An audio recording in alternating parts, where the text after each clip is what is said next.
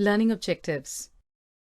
At the end of this topic, you will be able to cite about balanced and unbalanced forces, explain the first law of motion, second law of motion, and the third law of motion, define inertia and mass, describe conservation of momentum. Introduction.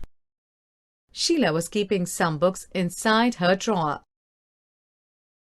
In our everyday life, we observe that some effort is required to put a stationary object into motion or to stop a moving object. We ordinarily experience this as a muscular effort and say that we must push or hit or pull on an object to change its state of motion. The concept of force is based on this push, hit or pull. Let's now ponder about a force. What is it? I have read that force causes motion. In fact, no one has seen, tasted, or felt a force. However, we always see or feel the effect of a force. It can only be explained by describing what happens when a force is applied to an object. Pushing, hitting, and pulling of objects are all ways of bringing objects in motion. They move because we make a force act on them. From your studies in earlier classes, you're also familiar with the fact that a force can be used to change the magnitude or velocity of an object or change its direction of motion. We also know that a force can change the shape and size of objects. Balanced and unbalanced forces. Let's view a wooden block on a horizontal table. Two strings X and Y are tied to the two opposite faces of the block as shown. If we apply a force by pulling the string X, the block begins to move to the right. Similarly, if we pull the string Y, the block moves to the left. But if the block is pulled from both sides with equal forces, the block will not move. Such forces are called balanced forces and do not change the state of rest or of motion of an object. Now let's consider a situation in which two opposite forces of different magnitudes pull the block. In this case, the block would begin to move in the direction of the greater force. Thus, the two forces are not balanced and the unbalanced force acts in the direction the block moves. This suggests that unbalanced force acting on an object brings it in motion. If we push a box on a rough floor, the box does not move because of friction acting in a direction opposite to the push. This friction force arises between two surfaces in contact, in this case between the bottom of the box and the floor's rough surface. It balances the pushing force and therefore the box does not move. The children push the box harder, but the box still does not move. This is because the frictional force still balances the pushing force. If the children push the box harder still, the pushing force becomes bigger than the frictional force, as shown here. There is an unbalanced force, so the box starts moving. When we stop pedaling, the bicycle begins to slow down. This is because the frictional force acting opposite to the direction of motion. This is because of the friction force acting opposite to the direction of motion. In order to keep the bicycle moving, we have to start pedaling again. It appears that an object maintains its motion under the continuous application of an unbalanced force. However, it is quite incorrect. An object moves with uniform velocity when the forces, pushing force and frictional force, acting on the object are balanced and there is no net external force on it. If an unbalanced force is applied on the object, there will be a change either in its speed or in the direction of its motion. Thus, to accelerate the motion of an object, an unbalanced force is required, and the change in its speed or in the direction of motion would continue as long as this unbalanced force is applied. However, if this force is removed completely, the object would continue to move with the velocity it is acquired till then.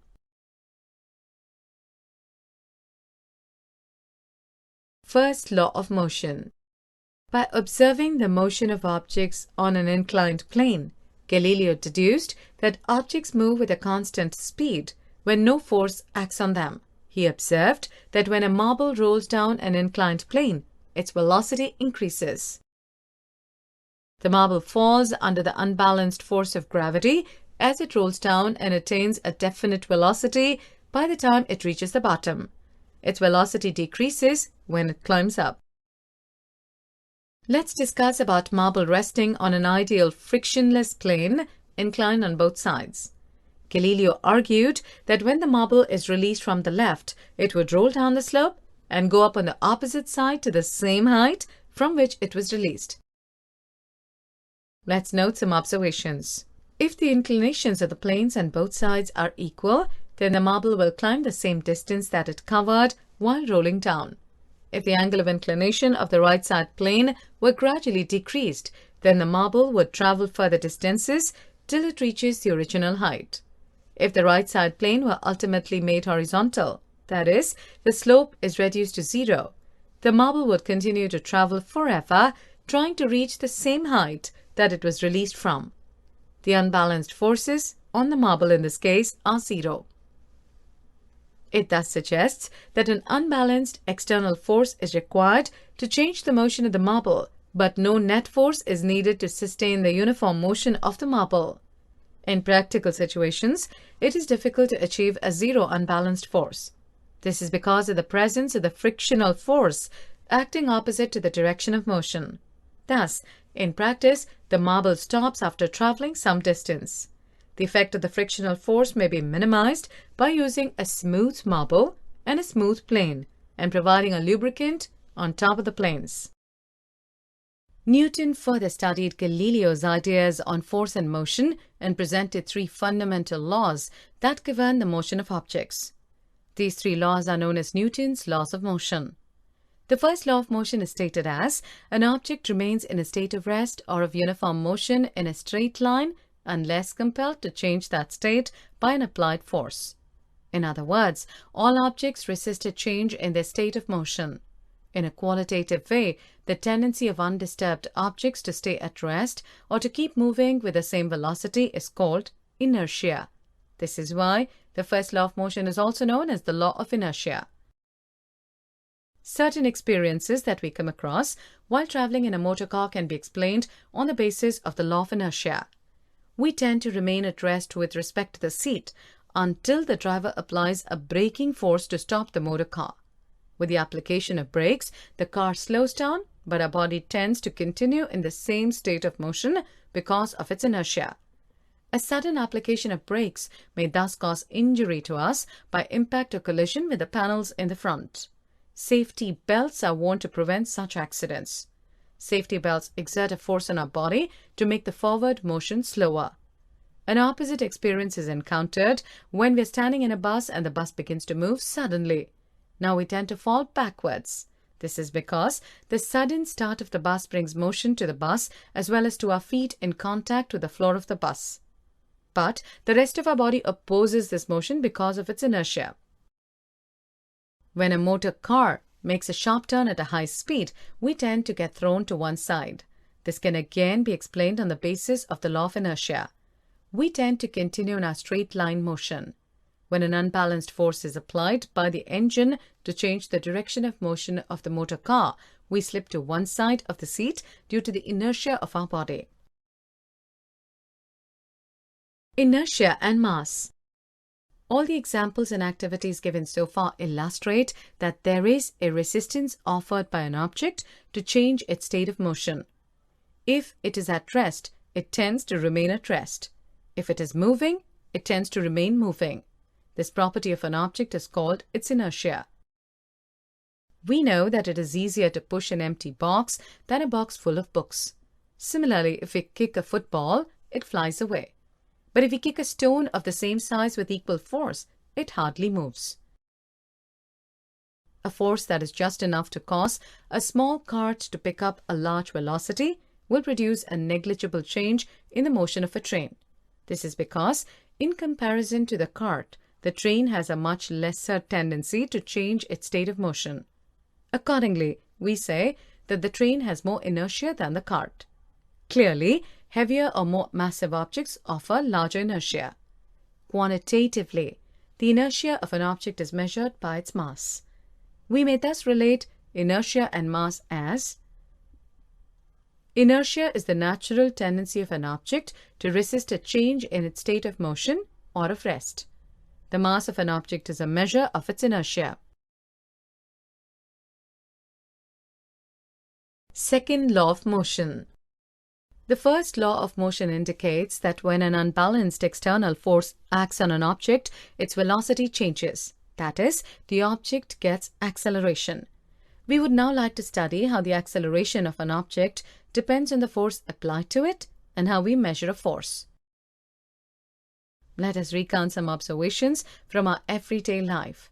During the game of table tennis, if the ball hits a player, it does not hurt him. On the other hand, when a fast-moving cricket ball hits a spectator, it may hurt him. A truck at rest does not require any attention when parked along a roadside. But a moving truck, even at a speed as low as 5 meters per second, may kill a person standing in its path. A small mass, such as a bullet, may kill a person when fired from a gun. These observations suggest that the impact produced by objects depends on their mass and velocity. Similarly, if an object is to be accelerated, we know that a greater force is required to give a greater velocity. In other words, there appears to exist some quantity of importance that combines the object's mass and its velocity. One such property called the momentum was introduced by Newton. The momentum, P of an object, is defined as the product of its mass m and velocity p. That is, P is equal to mv.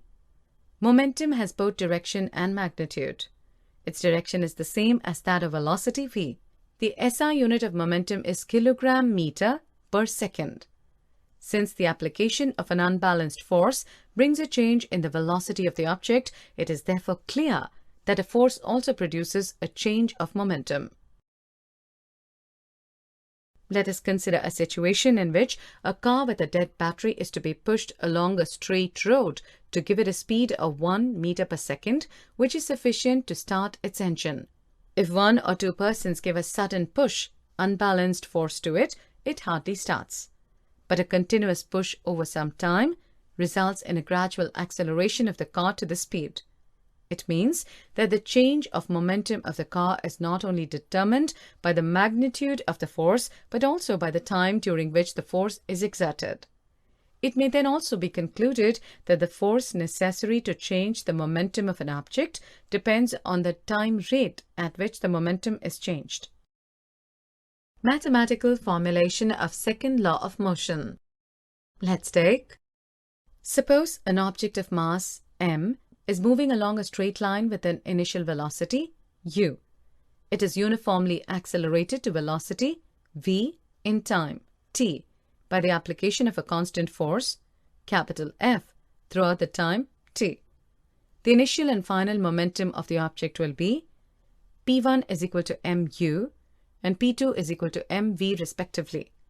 The change in momentum P2 minus P1, mv minus mu, m into v minus u. The rate of change of momentum is equal to m into v minus u by t. Or the applied force F is equal to m into v minus u by t. F is equal to km of v minus u by t. That's equal to kma, where a is equal to v minus u by t is the acceleration, which is the rate of change of velocity. The quantity k is a constant of proportionality. The SI units of mass and acceleration are kilogram and meter per second square respectively. The unit of force is so chosen that the value of the constant k becomes 1. For this, 1 unit of force is defined as the amount that produces an acceleration of 1 meter per second square in an object of 1 kilogram of mass. That is, 1 unit of force is equal to k into 1 kilogram into 1 meter per second square. Thus, the value of k becomes 1 from equation 2. Therefore, F is equal to ma. The unit of force is kilogram meter per second square or Newton, which has the symbol N. The second law of motion gives us a method to measure the force acting on an object as a product of its mass and acceleration. The second law of motion is often seen in action in our everyday life. We've noticed that while catching a fast-moving cricket ball, a fielder in the ground gradually pulls his hand backwards with the moving ball. In doing so, the fielder increases the time during which the high velocity of the moving ball decreases to zero. Thus, the acceleration of the ball is decreased, and therefore, the impact of catching the fast-moving ball is also reduced. If the ball is stopped suddenly, then its high velocity decreases to zero in a very short interval of time. Thus, the rate of change of momentum of the ball will be large. Therefore, a large force would have to be applied for holding the catch that may hurt the palm of the fielder. In a high jump athletic event, the athletes are made to fall either on a cushioned bed or on a sand bed. This is to increase the time of the athlete's fall to stop after making the jump. This decreases the rate of change of momentum and hence the force. Try to ponder on how a karate player breaks a slab of ice with a single blow. The first law of motion can be mathematically stated from the mathematical expression for the second law of motion is F is equal to ma, or F is equal to m into v minus u by t, or Ft is equal to mv minus mu. That is, when F is equal to 0, v is equal to u for whatever time t is taken. This means object will continue moving with uniform velocity u throughout the time t. If u is 0, v will also be 0. That is, the object will remain at rest. Let's work out an example. A constant force acts on an object of mass 2 kilograms for a duration of 1 second. It increases the object's velocity from 4 meters per second to 8 meters per second. Find the magnitude of the applied force. We've been given u is equal to 4 meters per second, v is equal to 8 meters per second, t is equal to 1 second, m is equal to 2 kilograms. We know that capital F is equal to m into v minus u by t. Substituting the values in this relation gives F is equal to 2 kilograms into 8 meters per second minus 4 meters per second by 1 second. That's equal to 8 newtons. Third law of motion. The first two laws of motion tell us how an applied force changes the motion and provides us with a method of determining the force. The third law of motion states when an object exerts a force on another object, the second object instantaneously exerts a force back on the first. These two forces are always equal in magnitude but opposite in direction. These forces act on different objects and never on the same object. In a game of football, sometimes we, while looking at the football, try to kick with a greater force, collide with a player of the opposite team. Both feel hurt because each applies a force to the other. In other words, there is a pair of forces and not just one force. The two opposing forces are also known as action and reaction forces. Let's consider two spring balances connected together. The fixed end of balance B is attached with a rigid support like a wall. When a force is applied through the free end of the spring balance A, it's observed that both the spring balances show the same readings on their scales.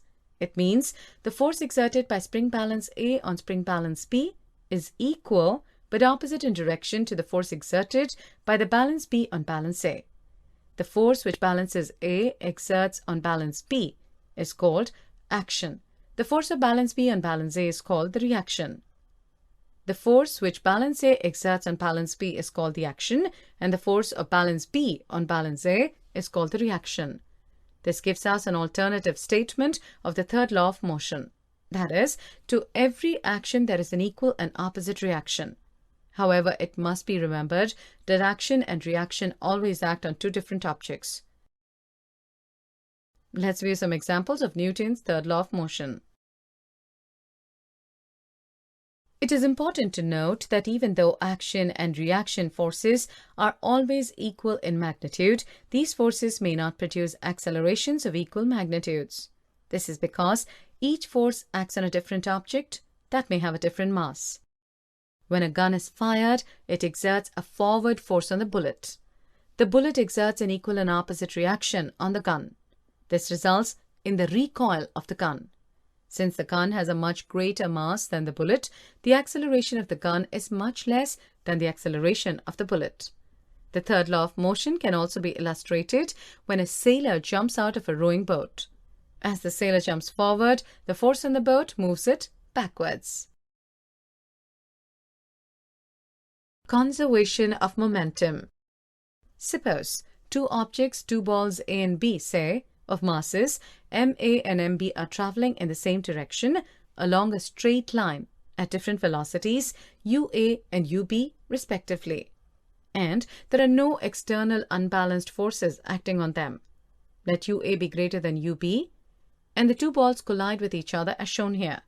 During collision, which lasts for a time t, the ball A exerts a force FAB on ball B, and the ball B exerts a force FBA on ball A. Suppose UA and UB are the velocities of the two balls A and B after the collision, respectively. From equation P is equal to mv, the momenta of ball A before and after the collision are MAUA and MAVA, respectively. The rate of change of its momentum, or FAB action, during the collision will be MA into VA minus UA by T. Similarly, the rate of change of momentum of ball B is equal to FBA, or reaction, during the collision will be MB into VB minus UB by T. According to the third law of motion, the force FAB exerted by ball A on ball B action and the force FBA exerted by the ball B on ball A reaction must be equal and opposite to each other. Therefore, FAB is equal to minus FBA, equation 1, or MA into VA minus UA by T is equal to MB is equal to negative of MB of VB minus UB by T. This gives MAUA plus MBUB is equal to MAVA plus MBVB, equation 2. Since MAUA plus MBUB is the total momentum of the two balls A and B before the collision, and MAVA plus MBVB is the total momentum after the collision, from equation 2 we observe total momentum of the two balls remains unchanged or conserved. As a result of this ideal collision experiment, we say that the sum of momenta of the two objects before collision is equal to the sum of momenta after the collision, provided there is no external unbalanced force acting on them. This is known as the law of conservation of momentum. This statement can alternatively be given as the total momentum of two objects is unchanged or conserved by collision. Let us work out some examples based on the theory learnt. A girl of mass 35 kilograms jumps with a horizontal velocity of 5 meters per second onto a stationary cart with a frictionless wheel. The mass of the cart is 3 kilograms. What's her velocity as the cart starts moving? Assume there is no external unbalanced force working in the horizontal direction. Solution. Let V be the velocity of the girl on the cart as the cart starts moving. The total momenta of the girl in the cart before the interaction is equal to 35 kilogram into 5 meters per second plus 3 kilograms into 0 meters per second. That's equal to 165 kilogram per meter per second. Total momenta after the interaction 35 plus 3 kilogram into V meters per second is equal to 38 V kilogram meter per second. According to the law of conservation of momentum, the total momentum is conserved during the interaction. That is, 38 V is equal to 200. V is equal to 200 by 38. That is equal to positive 5.26 meters per second. The girl on the cart would move with a velocity of 5.26 meter per second in the direction the girl has jumped. Summary. Let's summarize the topic. Galileo inferred that objects move about with a constant speed when no force acts on them. The first law of motion is stated as: an object remains in a state of rest or of uniform motion in a straight line unless compelled to change that state by an applied force. The second law of motion gives us a method to measure the force acting on an object as a product of its mass and acceleration. The third law of motion states, when an object exerts a force on another object, the second object instantaneously exerts a force back on the first.